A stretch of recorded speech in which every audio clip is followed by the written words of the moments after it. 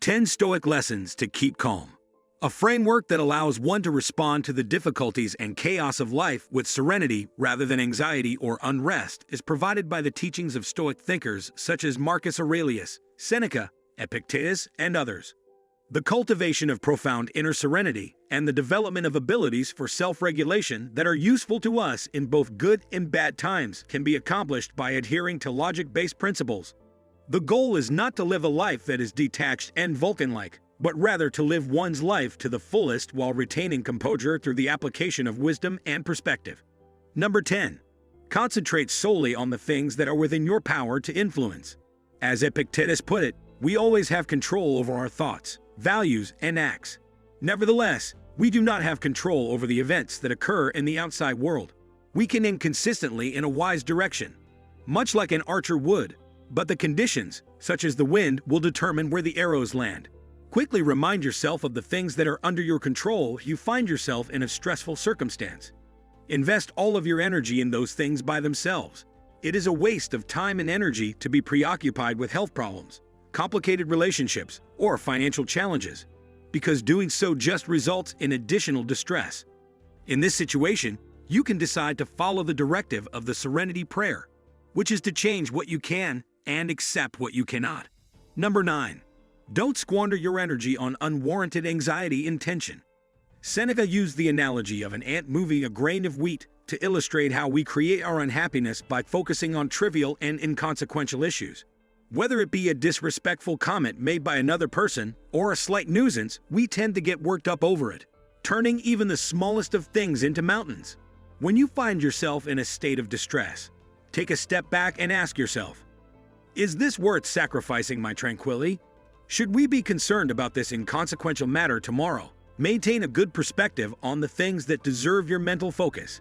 It is important to refrain from creating your sorrow when it is possible to avoid it by concentrating solely on doing good deeds. Number 8.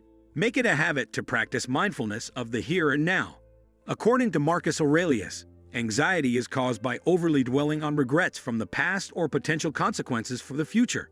We have very little influence over the past or the future. Thus, we ought to direct our attention to the moment that we are currently experiencing. A distraction from the opponent immediately in front of them, such as thinking about previous rounds or the next contender, is something that boxers cannot afford to consider. By engaging in mindfulness activities consistently, you can maintain a strong connection to the here and now. Much like a dancer who is completely into their choreography, please pay attention to the sights, sounds, and bodily sensations that you experience as well as your thoughts when they threaten to transport you away psychologically.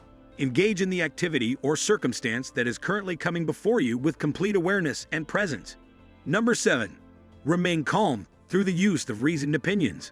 In his work, Zeno argued that man is not disturbed by circumstances, but rather by the perspectives he takes on those events. Two individuals may go through the identical experience, yet their emotional responses may be quite different from one another. Stoics, following in the footsteps of Socrates, held the belief that wisdom, justice, and courage are the results of carefully reasoning about every challenge that we encounter. Take the time to properly assess the situation, rather than allowing yourself to be caught up in impulsive reactions when you are stressed out by things that are happening outside of you. Before passing judgment on the events, whether they are positive or negative, it is important to consider the facts.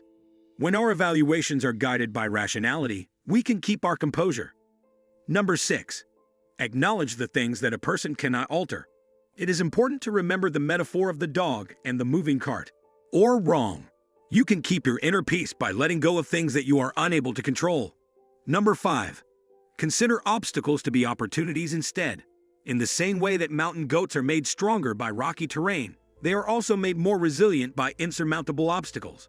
To make progress in one's own life, Seneca advocated for the recognition of every obstacle as a stepping stone. Make progress by using discomfort as a source of motivation. According to a rational analysis of failures as learning opportunities, failures frequently teach more than successes. Adopting this growth mindset allows us to let go of regrets and frustrations over apparent misfortunes by viewing them as signposts guiding us to wisdom. Like gold refined by flames, we emerge calmer and brighter from adversity. Number 4. Perform virtuous acts with excellence. Leader Maximus in Gladiator's movie directed his actions excellently in battle despite encroaching death. At my signal, unleash hell. Like the ideal Stoic sage, expend worry over events outside your control and instead focus entirely on giving each task, however humble, your utmost for its own sake. Cheerfully carry out acts of justice, courage, charity, and compassion. In letting go of desired outcomes, joy arises from the excellence of each moral deed itself. By directing attention ultimately to an activity, calmness prevails regardless of external praise, blame, or indifference from others. Results may vary, but self-satisfaction remains from doing good. Number 3. Let go of aspirations for things that you do not own. According to the Stoic philosophy, the source of sadness is an inordinate craving for things that we do not possess. As a result of evaluating our current situation to be inadequate, we experience feelings of envy, avarice, irritation, and rage. If one's preferred indifference, such as wealth, prestige, or luxuries does not materialize, an excessive attachment to these things disrupts one's inner peace. Learn from Crate's example of joy, while consciously letting go of his wealth to live a life free of such burdens. Having the ability to master evaluations of things as being excessively good or bad is the source of true peace. The Stoic philosopher Cleanthes exhibited the concept of living a joyful life on bread and water by demonstrating that moderation in wishes enables acceptance and even welcome of minimal food when followed. Number 2. Look at other people and events in a neutral manner. Marcus Aurelius pondered the fact that our perceptions of the world are significantly more influential than the events that occur between us. It is only when you incorrectly infer that I am being wronged rather than this person is misguided that you will experience the agony that comes from being insulted by another person. Observe the happenings with a reasonable detachment. Nothing that is not within your ethical choices may cause you damage.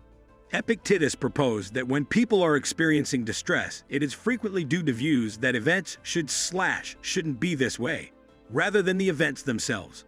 Asking yourself, is this thought true or just an opinion, is a sensible way to examine impressions that have become hardened. Determining that something is offensive, irritating, or bad for me is a source of unrest, whereas maintaining objectivity helps one to maintain equilibrium in the face of adversity. Number 1. Make your life by the laws of nature and logic. The Stoics observed that animals can follow their instincts without experiencing any concern about conforming to their inclinations. When we are in harmony with the cosmic rules and the qualities that have been implanted in us, we can live a streamlined life. Who among the social beings who are sensible would find it objectionable to commit acts of injustice, folly, or wholesomeness? It is only corrupted rationalizations that can change the course of nature.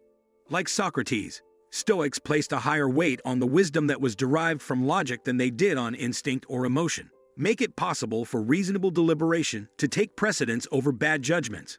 By succeeding at what is by our best selves being thoughtful, just, moderate, and courageous, we can acquire this state of calmness. It is important to practice realigning with universal reason by engaging in daily self-reflection, engaging in self-dialogue, and contemplating role models to overcome erroneous judgments that are generating unnecessary disruptions. Do you like it? Kindly give your valuable response in our comment section below, and don't forget to subscribe to our YouTube channel for more interesting, informative videos.